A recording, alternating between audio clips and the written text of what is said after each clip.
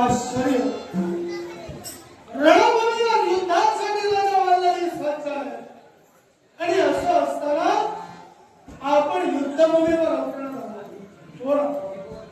पांडव विरोधी हे घटक मेघवर्णाची ज्ञाना संज्ञा मेघवर्ण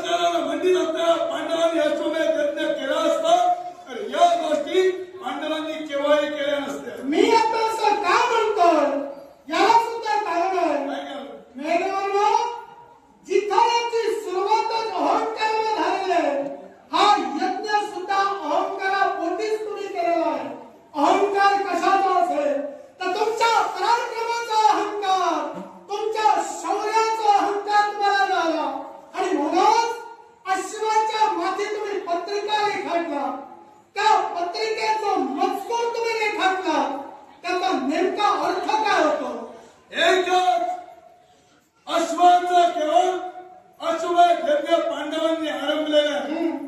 जो ज्या ज्या ठिकाणी अश्व जाईल त्या ठिकाणी असणाऱ्या राजकर्त्यांनी ती पत्रिका वाचून केवळ स्वतःच्या अंगिरका शौर्य सामर्थ्य असेल तर अश्वाचं बंधन करावं.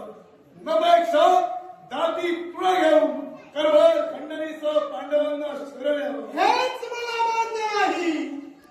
हा अहंकार तुम्हाला चढला आणि म्हणून विश्वातील प्रत्येक राजकर्त्याला या पराक्रमाला दिवसभराचं कर्तव्य तुमच्या करणे होतं. मला सांगा, अश्वमेध यज्ञ तुम्ही तुमच्या पापक सारणासाठी करता.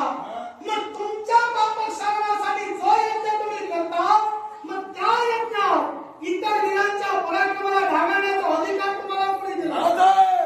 अश्वमेधाची पत्रिका लिहिणारा पांडव पहिल्याच नव्हे. हो. जर ती अश्वमेध यज्ञास प्रारंभ झाला त्या राजनियम ती त्या पद्धतीने पत्रिका रेखाटलेली आहे. आणि राजे अश्वमेधाबद्दल मला तुम्ही विचारता, पण अश्वमेध कदाचित तुम्ही केला नसाल, पण तुमच्या पूर्वजांनी सुद्धा अश्वमेध यज्ञ केला. आमच्या पूर्वजांनी सुद्धा अश्वमेध यज्ञ केलेला आहे. अश्वमेध यज्ञ जर तुमच्या पूर्वजांनी केला, पण त्यावेळी सुद्धा त्याच पद्धतीने पत्रिका रेखाटली होती. पत्रिका रेखाटली होती, पण अश्वमेध करण्यामागचं कारण, अश्वमेध करण्यामागचा उद्देश स्पष्ट होता, राज्य विस्तार होय. कारण अश्वमेध हा राज्य विस्तारासाठी केला जातो. राहिला प्रश्न तुमच्या गोत्र हत्येच्या पातकाचा, तर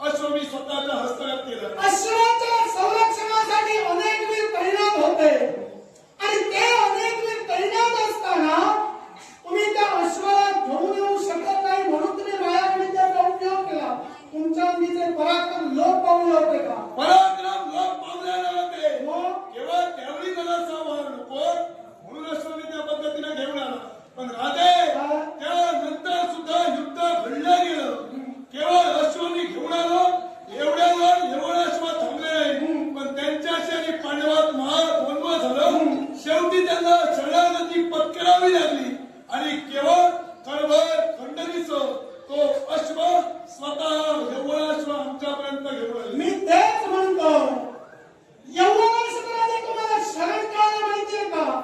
या तुमच्या पट्टामुळं अश्व पाणी पिण्यासाठी त्या सरोवराच्या ठिकाणी गेलेला असताना आजूबाजूला सैन्य तुम्ही तैनात पाहिला आणि त्या सैन्याला प्रतिकार तुम्ही करू शकत नाही याची जाणीव ज्यावेळी तुम्हाला झाली त्यावेळी चोरीचा मार्ग तुम्ही अवलंबला. मायावी विद्येचा उपयोग करून चोरून तुम्ही तो अश्व आणला. पण ज्यावेळी ही तुमची चोरी उघड झाली त्यावेळी युद्ध झालं. तुमच्या अंगी जर पराक्रम होते, शक्ती सामर्थ्य होतं, तर मग स्वतःच्या शक्ती सामर्थ्यानं धर्म कार्यासाठी विनवणी करून हा अश्व तुम्ही घेऊन आलेला का? धर्म कार्याची सुरुवात तुम्ही अधर्मानं केला. हा अधर्म राजा वल्लभीला केव्हाही मान्य नाही. केवळ अश्व जो घेऊन आला तो नरसंवार पुण्याच्या शब्दानुसार माझ्या बाहेर पडतात. नरसंवार होवळे उद्दे छानच घेऊन आलो, पण ते केवळ यवनाश्व राजकर्त्यांना मान्य नसल्यामुळे शेवटी युद्ध करावं लागलं. म्हणजे तुमचा धर्मकार्य त्यांना मान्य नाही की का? केवळ अश्व आम्ही त्यांच्या नजरेत देखत नव्हे तर त्यांच्या नकात आम्ही घेऊन आलो.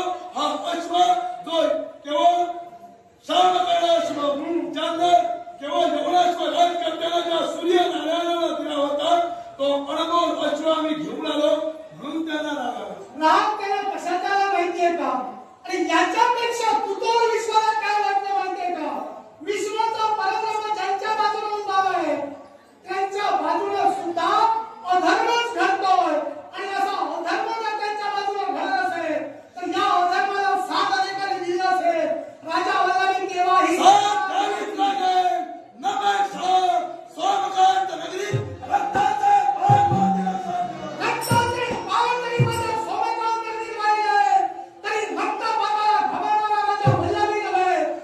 तुमच्या सुटलेल्या रक्ताचे नाम नरसंहार करून या माझ्या रक्ताने जर तुम्ही धुवून जात असाल तर मग या सुद्धा रक्तपाताचा महापाप तुम्हा पांडवांच्या मस्तकी घेरावं लागेल. अश्व पुण्याच्या भागाने घेण्यासाठी रक्तपात झाला तरी चालेल, पण त्यांची साध्य करायचं आहे ते साध्य करावं मला नाही. मग स्वतःचा स्वार्थ पूर्ण करत असाल, विश्वाचा विचार जर तुम्ही पांडव करत असाल, त्या देवाच्या आशीर्वादानं तुम्ही पांडव हा यज्ञ करता आणि त्या यज्ञात हा अधर्म आणि नाम नरसंहार जर तुम्ही माजवला असेल तर हा नरसंहार रोखण्यासाठी राजा वल्लभी तुमच्या समोर आहे. राजा वल्लभी तुझा भक्तितत्व तुझ्या पद्धतीने कळालं. प्रत्यक्ष केवळ विश्वाची पराभव देवता पुस्तकाची पांडवांच्या बाजूने कोणत्या पद्धतीने विजयाची तुला प्राप्त होत आहे प्रत्यक्ष नाही व्हायला पाहिजे. आतापर्यंत त्या देवाच्या जीवावर तुम्ही उड्या मारला. तुमच्या हाती काही पराक्रम नाही.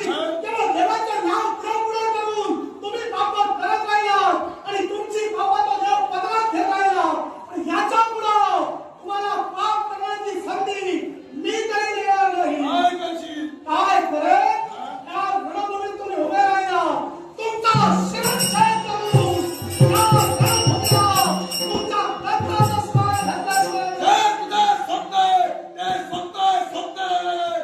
पांडवांना मारण्याची इच्छा असताना निर्माण झाली केव्हाही पूर्ण होणार नाही. आतापर्यंत अनेकांची इच्छाही पूर्ण झाली नसेल, पण राजा वल्लभी ती इच्छा पूर्ण केल्याशिवाय निश्चितच माघारी जाणार नाही. कोणत्या मित्रांना पांडवांना हा, म्हणजे